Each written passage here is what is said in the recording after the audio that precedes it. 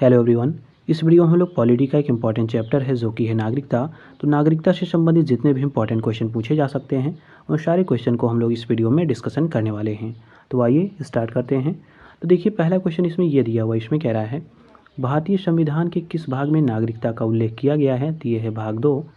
अगले क्वेश्चन में कह रहा है नागरिकता का जो प्रावधान है भारतीय संविधान के किन अनुच्छेदों में किया गया है। तो ये है अनुच्छेद 5 से लेकर जो 11 तक के अनुच्छेद हैं वहीं पर भारतीय नागरिकता का प्रावधान किया गया है। अब अगला देखिए, अगले में कह रहा है जो नागरिकता है ये किस सूची का विषय है। तो ये संघ सूची का विषय है। अगले में कह रहा है भारतीय संविधान में किस प्रकार की नागरिकता का उल्लेख किया गया है। तो ये है एकल नागरिकता। अब अगला देखिए, अगले क्वेश्चन में ये कह रहा है लोकसभा और राज्य विधानसभा के लिए मतदान का अधिकार किसको प्राप्त है। तो ये केवल भारतीय नागरिकों को ही प्राप्त है। अगले में कह रहा है संसद या राज्य विधानमंडल के सदस्य होने के लिए कौन अर्ह होते हैं। तो ये होते हैं केवल भारतीय नागरिक।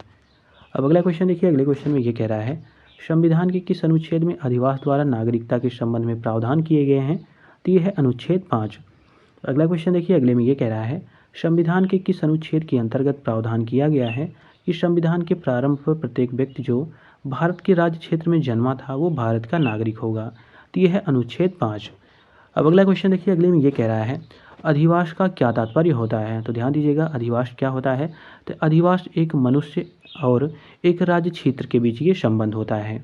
अब अगला देखिए, अगले में ये कह रहा है जो अधिवास होता है ये कितने प्रकार का होता है। तो जो अधिवास होता है ये 2 प्रकार का होता है।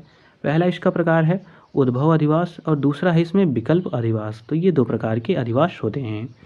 अब अगला क्वेश्चन देखिए, अगले में ये कह रहा है भारत से पाकिस्तान को प्रव्रजन करने वाले व्यक्तियों की नागरिकता के संबंध में प्रावधान जो है किस अनुच्छेद में किया गया है। तो यह है अनुच्छेद 7। अगले में कह रहा है भारतीय मूल के वे व्यक्ति जो रोजगार के लिए विदेश में रह रहे हैं या प्रवास कर रहे हैं उनकी नागरिकता के संबंध में प्रावधान कहाँ पे किया गया है। तो ये किया गया है अनुच्छेद 8 में। अगला क्वेश्चन इसमें ये कह रहा है अनुच्छेद जो है 5 है, 6 है, 8 है, इसके कह रहा अधीन आने वाले व्यक्ति किस कारण से भारत का नागरिक नहीं रहेगा। कह रहा है यदि वह किसी विदेशी राज्य की नागरिकता अगर स्वेच्छा से अर्जित कर लेता है तो भारत का नागरिक नहीं होगा।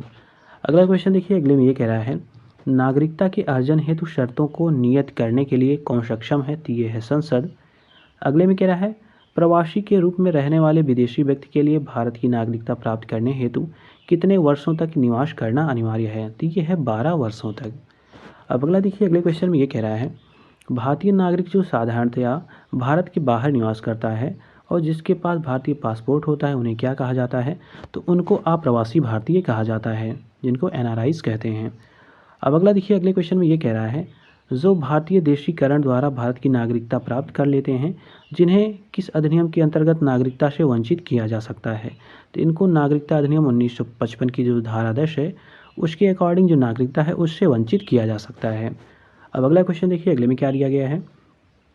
तो देखिए, अगले क्वेश्चन में ये कह रहा है कि जो नागरिकता अधिनियम है 1955 कह रहा है इसके अंतर्गत पंजीकरण द्वारा नागरिकता प्राप्त करने के लिए भारतीय मूल के व्यक्ति को भारत में कितने वर्ष बिताने होते हैं। तो ये है 7 वर्ष। अब अगला देखिए, अगले क्वेश्चन में ये कह रहा है कि जो नागरिकता है लोकतंत्रात्मक राज्य व्यवस्था के मूल अपरिहार्य सिद्धांत में कौन सा रूप प्रदान करती है। तो ये कानूनी रूप प्रदान करती है। अगले में कह रहा है नागरिकता से संबंधित कौन सा जो अनुच्छेद है उस संविधान में लागू होने के समय तत्काल लागू हो गया था। तो ये थे अनुच्छेद जो 5 से 9 तक के अनुच्छेद हैं। ये जब संविधान प्रारंभ हुआ था, लागू हुआ था, तो उसी समय ये तत्काल प्रारंभ हो गए थे। अब अगला देखिए, जो नागरिकता की समाप्ति है वो नागरिकता कब समाप्त होती है इसको जान लेते हैं। तो देखिए, इसमें पहली कंडीशन है कि जो नागरिकता है उसका परित्याग कर दिया जाए तब नागरिकता समाप्त हो जाती है। अब कौन कौन सी कंडीशन हैं इसको जान लीजिए। तो देखिए, कह रहा है कि कोई भी भारतीय नागरिक निर्धारित प्रारूप के तहत जो नागरिकता है उसको त्याग की घोषणा कर सकता है। ऐसे व्यक्ति को क्या करना पड़ेगा। तो देखिए, ऐसे व्यक्ति को घोषणा के द्वारा केंद्र सरकार किसी युद्ध या व्यस्त होने पर भी रोक सकती है। कहने का मतलब ये है कि कोई अगर नागरिक है वो चाहता है कि मैं अपनी नागरिकता त्याग दूं तो आसानी से क्या कर सकता है, केंद्र सरकार के पास अपनी एक घोषणा पत्र दे देगा कि मैं अपनी नागरिकता त्याग रहा हूं, तो इससे वो नागरिकता जो है वो त्याग कर सकता है। लेकिन यहाँ पे दिया गया है कि कह रहा है ऐसा व्यक्ति अगर जो घोषणा करेगा, अगर कह रहा है जो केंद्र सरकार है वो किसी युद्ध में व्यस्त है तो ये जो घोषणा उसके द्वारा की गई है उस पर भी वो रोक लगा सकती है, मतलब जो नागरिकता है वो रद्द नहीं कर सकता। दूसरी कंडीशन इसमें ये कह रहा है कि ऐसे व्यक्ति का जो प्रत्येक नाबालिग बच्चा होगा वो कह रहा है भारतीय नागरिक नहीं होगा। लेकिन कह रहा है जो बच्चा होगा अगर वो 18 वर्ष की उम्र प्राप्त करके कर लेता है, उसके बाद अगर प्रार्थना पत्र देकर भारतीय नागरिकता ग्रहण कर लेता है तो उसको नागरिकता दी जा सकती है। अब अगला देखिए दूसरी कंडीशन है, ये है बर्खास्तगी, मतलब जो नागरिकता है वो बर्खास्तगी से भी जा सकती है। वो कंडीशन क्या क्या है, तो देखिए इसमें ये कह रहा है कि किसी भारतीय नागरिक द्वारा स्वेच्छा से अन्य देश की अगर नागरिकता ग्रहण कर ली जाती है तो उसकी जो भारत की नागरिकता होगी वो स्वतः ही समाप्त हो जाएगी। इसके अतिरिक्त दूसरी कंडीशन इसमें ये है कि यह व्यवस्था तब लागू नहीं होती, कह रहा है, जब भारत सरकार युद्धरत हो और जो केंद्र सरकार हो जब तक इस संबंध में सहमति न प्रदान दे। कहने का मतलब ये है कि जैसे बताया गया है इसमें किसी दूसरे देश की नागरिकता ग्रहण कर लेगा तो उसकी समाप्त हो जाएगी, लेकिन कह रहा है ये व्यवस्था तब लागू होगी, कह रहा है जब तक लागू नहीं होगी जब कह रहा है जो सरकार है वो युद्ध में व्यस्त हो, या तो कह रहा है कि जब जो सरकार है वो सहमति प्रदान ना करे तो जो बर्खास्तगी है वो मंजूर नहीं होगी। अब अगला देखिए अगले क्वेश्चन में ये कह रहा है जो वंचित किए जाने पर, मतलब जो नागरिकता समाप्त हो सकती है, तीसरा प्रकार है वो है वंचित किए जाने पर। अब इसमें क्या क्या कंडीशन है इनको जान लीजिए। तो देखिए कह रहा है वह भारतीय नागरिक जो देशीकरण या पंजीकरण द्वारा भारत का नागरिक बना है, वो कह रहा है केंद्र सरकार के आदेश से नागरिकता से वंचित किया जा सकता है। इसके अतिरिक्त जो भारत सरकार है निम्न आधारों पर भी किसी व्यक्ति की नागरिकता को समाप्त कर सकती है। अब वो आधार कौन कौन से हैं, तो देखिए पहला इसमें आधार है कि जो नागरिकता प्राप्त हेतु जो व्यक्ति था उसके द्वारा छल या झूठ का प्रयोग करके, मतलब वास्तविकता या तथ्य को छिपाया गया था और तब नागरिकता प्राप्त की गई थी। अगर इसका जो आरोप है ये सिद्ध हो जाता है कि मतलब इन्होंने झूठ बोला था या छल से प्राप्त की है तो नागरिकता समाप्त हो जाएगी। दूसरी इसमें ये कंडीशन है कि भारत के संविधान के प्रति अनादर करता हो या अनिष्ठा की अभिव्यक्ति करता हो तब भी उसकी नागरिकता समाप्त हो जाएगी। इसके अतिरिक्त जब कह रहा है किसी युद्ध में भारत शामिल हो तो शत्रु देश के साथ अवैध रूप से वो गोपनीय सूचनाएं या अवैध व्यापार किए जाने पर वो राष्ट्र विरोधी हो जाए तब भी उसकी नागरिकता समाप्त हो जाएगी। इसके अतिरिक्त कह रहा है कि जो नागरिक है सामान्य रूप से भारत के बाहर 7 वर्षों तक निवास कर रहा हो तो उसकी नागरिकता समाप्त हो सकती है। तो ये जो इतने आधार थे जिनके आधार पर नागरिकता समाप्त हो सकती है। अब देखिए अगला क्वेश्चन इसमें ये कह रहा है कि किस समिति द्वारा जो प्रवासी भारतीय हैं इनको कह रहा है दोहरी नागरिकता देने की सिफारिश की गई थी। तो यह थी लक्ष्मीमल सिंह जो सिंघवी समिति थी, इन्हीं की सिफारिश के आधार पर यह कहा गया था कि जो प्रवासी भारतीय हैं इनको दोहरी नागरिकता दी जाए। अब अगला क्वेश्चन देखिए इसमें ये कह रहा है कि जो नागरिकता संशोधन अधिनियम 2019 है इसमें कह रहा है देश में से आने वाले धार्मिक अल्पसंख्यकों के संबंध में प्रावधान किया गया है। तो देखिए यहाँ पे 3 देशों की बात की गई थी। तो देखिए इसमें थे अफ़गानिस्तान, बांग्लादेश और पाकिस्तान। तो इन 3 देशों से जो आने वाले नागरिक थे उनकी नागरिकता के बारे में कहा गया था कि मतलब जो धार्मिक वहाँ के अल्पसंख्यक हैं वो चाहें तो भारत में नागरिकता प्राप्त कर सकते हैं। अब अगला देखिए अगले में ये कह रहा है जो अफ़गानिस्तान है, बांग्लादेश है और जो पाकिस्तान है इनके कह रहा है जो धार्मिक अल्पसंख्यक हैं इनके लिए भारतीय नागरिकता हेतु आवेदन करने से पूर्व कह रहा है कम से कम 11 वर्ष तक भारत में रहने की आवश्यकता को घटाकर कितने वर्ष कर दिया गया है, तो ये हो गया है 5 वर्ष। ये काफ़ी इंपॉर्टेंट है, इसको याद रखिएगा। तो क्या हो गया है टाइम ड्यूरेशन, तो ये हो गया है 5 वर्ष। अब अगला क्वेश्चन इसमें ये कह रहा है कि जो नागरिकता संशोधन विधेयक 2019 है ये कब लागू हुआ था, तो ये लागू हुआ था 10 जनवरी 2020 को। अगले में कह रहा है किसी व्यक्ति द्वारा विदेशी राज्य की नागरिकता स्वेच्छा से अर्जित कर लेने पर उसकी जो भारतीय नागरिकता होगी वो किस अनुच्छेद के तहत स्वतः समाप्त हो जाएगी, तो ये बताया गया है अनुच्छेद 9 के अंतर्गत। मतलब अनुच्छेद 9 में ये बताया गया है कि अगर कोई व्यक्ति है, भारत का व्यक्ति है, वो विदेश की नागरिकता अर्जित कर लेता है तो उसकी जो भारत की नागरिकता होगी वो समाप्त हो जाएगी। तो ये बताया गया है आर्टिकल 9 में। अब अगला क्वेश्चन इसमें ये कह रहा है कि इस अधिनियम के अंतर्गत कह रहा है नागरिकता के अर्जन व समापन के बारे में प्रावधान किया गया है। ये किया गया है नागरिकता अधिनियम 1955 में।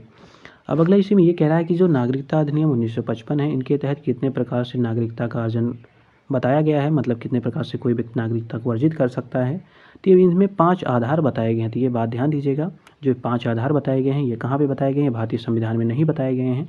ये बताए गए हैं नागरिकता अधिनियम 1955। ये डायरेक्टली ऐसे घुमा के क्वेश्चन पूछा जा सकता है कि क्या जो भारत का संविधान है उसमें 5 प्रकार की नागरिकता के बारे में प्रावधान किया गया है, तो वहाँ पे इसका प्रावधान नहीं किया गया है, बल्कि ये नागरिकता अधिनियम जो 1955 में इनमें ये 5 आधार बताए गए हैं। अब ये 5 आधार कौन कौन से हैं इनको भी जान लीजिए।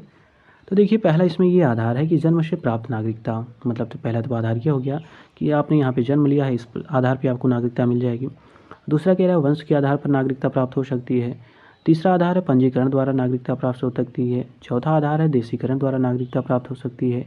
और 5वां है क्षेत्र समाविष्ट द्वारा प्राप्त नागरिकता। इसका कहने का मतलब ये है कि जैसे कोई क्षेत्र है वो भारत में शामिल कर लिया जाता है तो वहाँ के जो नागरिक होंगे वो किसके नागरिक होंगे, तो इसी के आधार पे इसका भी डिसीजन केंद्र सरकार ले सकती है। तो ये है 5 आधार। अब अगला क्वेश्चन देखिए, अगले में ये कह रहा है कि संविधान के किस अनुच्छेद में प्रावधान किया गया है कि संसद को नागरिकता के अर्जन और समाप्ति के संबंध में विधि जो होगी वो निर्मात्री शक्ति प्रदान की गई है। तो ये है अनुच्छेद 11। मतलब अनुच्छेद 11 में ये कहा गया है कि जो संसद है वो नागरिकता के अर्जन और समाप्ति के संबंध में उपबंध कर सकती है। अब अगला देखिए, अगले क्वेश्चन में ये कह रहा है किस अनुच्छेद के अंतर्गत जो संसद है वो विधि पारित करके किसी व्यक्ति को उसकी नागरिकता से वंचित कर सकती है। तो ये है आर्टिकल 11। अगले में कह रहा है नागरिकता अधिनियम 1955 के द्वारा किसी व्यक्ति को कितने प्रकार से नागरिकता से वंचित किया जा सकता है। तो ये हैं 3 प्रकार, ध्यान दीजिएगा। अर्जन के 5 प्रकार हैं और जो नागरिकता वंचन का प्रकार है वो 3 है। ये कहाँ पे बताया गया है? तो ये भी नागरिकता अधिनियम 1955 में ही बताया गया है। अब अगला क्वेश्चन इसमें ये कह रहा है कि जो दोहरी नागरिकता का प्रावधान है वो किस देश में किया गया है? तो वो है संयुक्त राज्य अमेरिका में। अगले में कह रहा है जो दोहरी नागरिकता है किस प्रकार प्रदान की जाए? तो ये प्रवासी भारतीयों के आवेदन पर ये प्रदान की जाती है। अगला देखिए, अगले में ये कह रहा है प्रवासी भारतीयों को दोहरी नागरिकता देने की सिफारिश को सरकार ने अपनी सैद्धांतिक सहमति कब प्रदान की थी? तो ये 2003 में प्रदान की थी। अगले में कह रहा है जो प्रवासी भारतीय हैं इनको सीमित रूप से दी जाने वाली दोहरी नागरिकता को क्या कहा जाता है? तो इनको कहा जाता है ओवरसीज़ सिटीजनशिप ऑफ इंडिया, जिसको OCI कहा जाता है। मतलब जो OCI कार्ड होल्डर्स होते हैं उन्हीं को कहा जाता है कि इनको एक प्रकार से 2 नागरिकता दी गई है। ये किसकी बात की जा रही है? तो ये प्रवासी भारतीयों की बात की जा रही है। अगले में कह रहा है नागरिकता प्राप्त करने व खोने के विषय में विस्तार से चर्चा किस नागरिकता कानून में रखी गई है? तो यह है 1955 का जो नागरिकता कानून है उसी में यह प्रावधान किया गया है। अगला क्वेश्चन इसमें यह कह रहा है किसे भारत का जन्मजात नागरिक समझा जाएगा? तो देखिए जो इसमें कंडीशन बताई गई है वो कंडीशन क्या है? तो वो कंडीशन है कि जो 26 जनवरी 1950 या उसके पश्चात भारत में जन्मा होगा उसी को भारत में जन्मजात नागरिक माना जाएगा। अब अगला क्वेश्चन देखिए, अगले में क्या दिया गया है? तो देखिए अगले क्वेश्चन में ये कह रहा है कि भारत में एकल नागरिकता की अवधारणा कहाँ से अपनाई गई है? काफ़ी इंपॉर्टेंट है ये। तो ये इंग्लैंड से अपनाई गई है। अगले में कह रहा है जन्म से नागरिक होने के लिए आवश्यक शर्तें क्या क्या हैं, इनको जान लेते हैं। तो देखिए जो नागरिकता संशोधन अधिनियम 2003 था इसके अनुसार कुछ शर्तें बताई गई हैं कि जन्म से नागरिक कौन कौन होंगे। तो पहली इसमें शर्त ये है कि 26 जनवरी 1950 के बाद लेकिन 1 जुलाई 1987 से पहले भारत में जन्मा कोई व्यक्ति है तो वो जन्म से नागरिक होगा। ये सब कंडीशन याद रखिएगा, काफ़ी इंपॉर्टेंट है ये सब। दूसरी इसमें ये कंडीशन है कि 1 जुलाई 1987 को या उसके बाद, लेकिन कह रहा है जो नागरिकता संशोधन अधिनियम 2003 है इसके लागू होने से पहले वो जन्मा बच्चा हो। तो ये इसका दूसरा आधार हो गया। तीसरी इसमें शर्त ये बताई गई है कि एक नागरिकता जो है एकल नागरिकता, कह रहा अधिनियम जो 2003 है इसके लागू होने के बाद वह बच्चा कह रहा है जिसके जन्म के समय माता पिता दोनों भारतीय हों अथवा कोई एक भारतीय हो। तो कहने का मतलब ये है कि जैसे कोई बच्चा अगर चाहता है कि जन्मजात उसको नागरिकता मिले तो उनमें से कह रहा है दोनों में से मतलब माता पिता जो हैं उनमें से कोई एक का भारतीय होना आवश्यक है। तो ये सारी कंडीशन इसमें बताई गई हैं। अब अगला क्वेश्चन इसमें ये कह रहा है कि वंशानुगत के आधार पर जो नागरिकता अर्जन करने की शर्तें क्या क्या हैं। तो देखिए इसमें ये बताया गया है कि 26 जनवरी 1950 से 10 दिसंबर 1992 के बीच देश के बाहर जो जन्मे व्यक्ति हैं इनके जन्म के समय उनके पिता जो हैं भारतीय नागरिक हों तभी उनको वंशानुगत के आधार पर नागरिकता अर्जन करने के लिए उनको बताया जा सकता है। मतलब उनको ये एक तरह से बताया जा सकता है कि आप जो वंशानुगत आधार है उससे आप नागरिकता प्राप्त कर सकते हैं। अब अगला क्वेश्चन ये कह रहा है कि जो पंजीकरण द्वारा नागरिकता प्राप्त होती है उसके लिए क्या प्रावधान किया गया है। तो उसमें ये प्रावधान किया गया है कि जो भारतीय मूल का व्यक्ति है जो नागरिकता के लिए आवेदन करना चाहता है वो कह रहा है आवेदन से पूर्व 7 वर्षों तक भारत में रहा हो। दूसरी इसमें ये कंडीशन है कि भारत के जो नागरिक हैं उनके वो नाबालिग बच्चे हों। अब अगला देखिए अगले क्वेश्चन में ये कह रहा है देशीकरण द्वारा, ध्यान दीजिए, कह रहा है जो देशीकरण द्वारा नागरिकता अर्जन का क्या प्रावधान किया गया है। तो देखिए इसमें ये बताया गया है कि जो संबंधित देश है उसमें निश्चित अवधि तक निवास करना पड़ेगा। दूसरे इसमें ये कंडीशन है कि जो 8वीं अनुसूची है उसमें वर्णित भाषाओं में से किसी एक का उसको अच्छा ज्ञान हो, इसके अतिरिक्त वह अच्छा चरित्र वाला हो। तो ये सारी कंडीशन उसमें बताई गई हैं।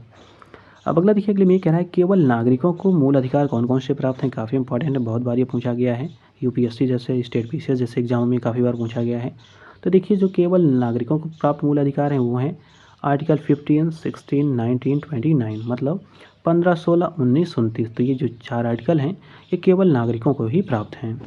अब अगला देखिए इसमें बताया गया है महत्वपूर्ण तथ्य कुछ हैं, इनको जान लेते हैं। तो देखिए इसमें पहला ये कह रहा है कि जो अनुच्छेद 5 से 8 तक के हैं अंतर्गत इसमें बताया गया है कि प्रत्येक उस व्यक्ति को नागरिकता प्रदान की जाएगी जो संविधान प्रारंभ के समय किसी श्रेणी के अंतर्गत आता था। मतलब इतनी इसमें श्रेणियाँ बताई गई हैं। इसमें बताया गया है कि अगर इस श्रेणी के अंतर्गत कोई आएगा तो उसको, प्रत्येक व्यक्ति को नागरिकता प्रदान की जाएगी। अब वो क्या क्या शर्तें हैं इनको जान लेते हैं। तो देखिए इसमें पहली कंडीशन ये है कि भारत का अधिवासी तथा भारत में जन्मा। इसके अतिरिक्त कह रहा है भारत संघ की अधिकांश जनसंख्या ऐसे व्यक्तियों की थी। कहने का मतलब ये है कि जो भारत में आदिवासी थे, या तक कह रहा है कि इसके अतिरिक्त भारत में जन्मा या भारत संघ में अधिकांश जनसंख्या है, ऐसे व्यक्तियों की ही थी। जो उस समय बात की जा रही, कब की बात की जा रही है, तो ये बात की जा रही है जो आर्टिकल 5 से 8 तक में बताया गया है। तो देखिए इसमें मतलब ये है कि जब जो भारत का संविधान था वो प्रारंभ हुआ था, तो उस समय भारत के नागरिक कौन कौन से होंगे उनके लिए कुछ यहाँ पे श्रेणियाँ बताई गई थी कि इन श्रेणियों के जो व्यक्ति होंगे उनको भारत का नागरिक समझा जाएगा। तो उन श्रेणियों में देखिए पहली जो श्रेणी है उसके अंतर्गत ये बताया गया है कि जो व्यक्ति होगा वो भारत में अधिवासी हो अथवा कह रहा है भारत में जन्मा हो। तो ये उसके लिए पहली कंडीशन थी। दूसरी कंडीशन इसमें ये थी कि जो आदिवासी है होगा जो भारत में नहीं जन्मा है, लेकिन कह रहा है उनके माता पिता में से कोई भारत में जन्मा होगा, तब उसको नागरिकता दी जाएगी। इसके अतिरिक्त तीसरी इसमें ये कंडीशन बताई गई थी कि जो आदिवासी है जो भारत में नहीं जन्मा है, किंतु जो कह रहा है 5 वर्षों से अधिक समय तक भारत में सामान्य निवास कर रहा था, उसको भी मिलेगी नागरिकता।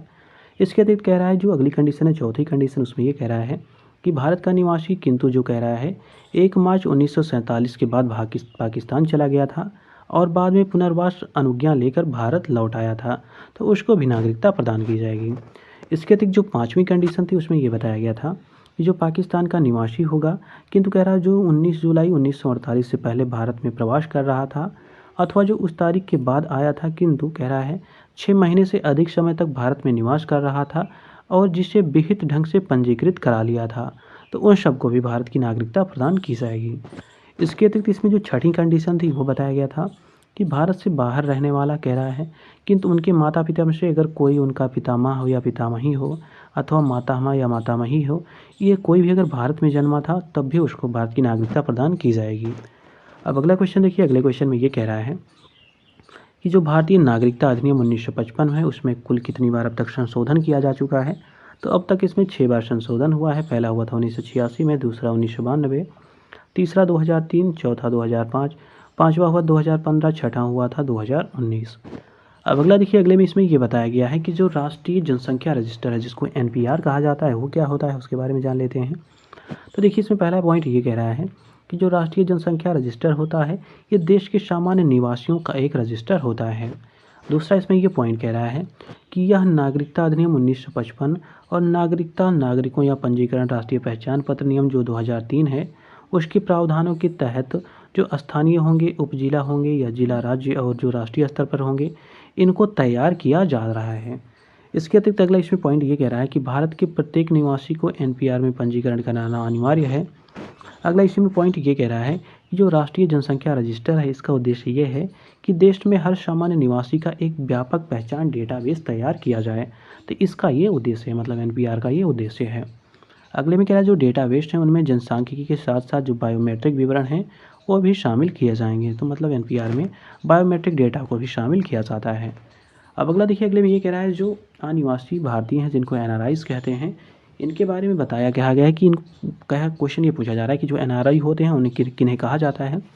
तो कह रहा है कि ऐसे भारतीय नागरिक जो नौकरी अथवा व्यवसाय के उद्देश्य से भारत में कह रहा है 182 दिन या उससे अधिक कह रहा है विदेशों में रहते हैं, तो ऐसे व्यक्तियों को NRI कहा जाएगा।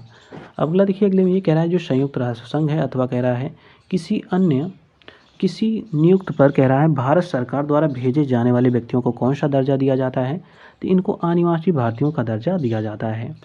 अब अगला देखिए। अगले में ये कह रहा है कि जो अनिवासी भारतीय होते हैं वो किस वर्ष अधिसूचना जारी करके भारत में मतदाता के रूप में पंजीकृत की सुविधा प्रदान की गई थी। तो ये बात है वर्ष 2011 की।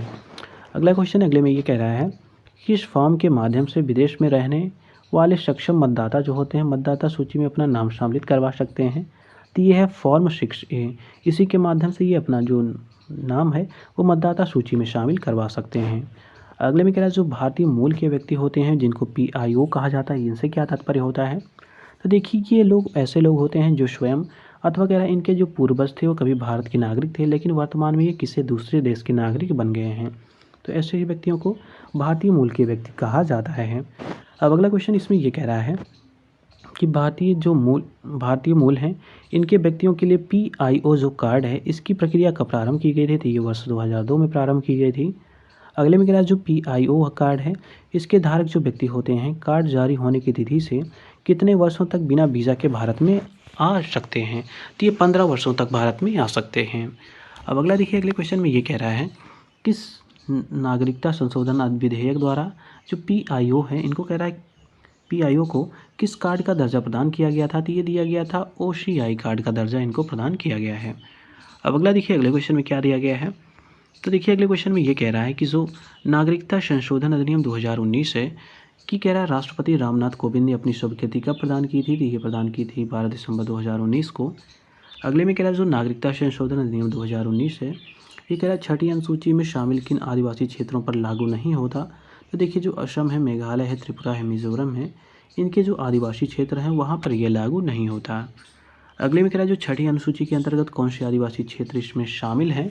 तो देखिए जो कार्बी आंगलांग जो क्षेत्र है असम का वो लोग शामिल हैं।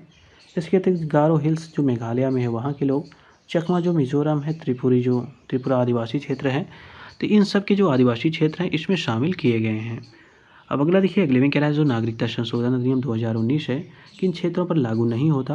तो देखिए जो बंगाल का ईस्टर्न फ्रंटियर रेगुलेशन जोन है वहाँ, इसके अतिरिक्त जो 1873 के अंतर्गत जो इनर लाइन परमिट में आने वाले लोग होते हैं या क्षेत्र होते हैं उनको इसमें शामिल नहीं किया गया है। अब अगला देखिए, अगले में कह रहा है जो इनर लाइन परमिट है वर्तमान में किन राज्यों में लागू है? तो ये है अरुणाचल प्रदेश, मिजोरम, मणिपुर और नागालैंड। तो इनर लाइन परमिट का मतलब ये होता है कि आप बिना आज्ञा के इन क्षेत्रों में प्रवेश नहीं कर सकते हैं। इनको अगर प्रवेश करना है इन क्षेत्रों में तो आपको सरकार से पहले कंसेंट लेनी पड़ेगी, मतलब अनुमति लेनी पड़ेगी, तभी आप इन क्षेत्रों में जा सकते हैं। तो यही होता है इनर लाइन परमिट।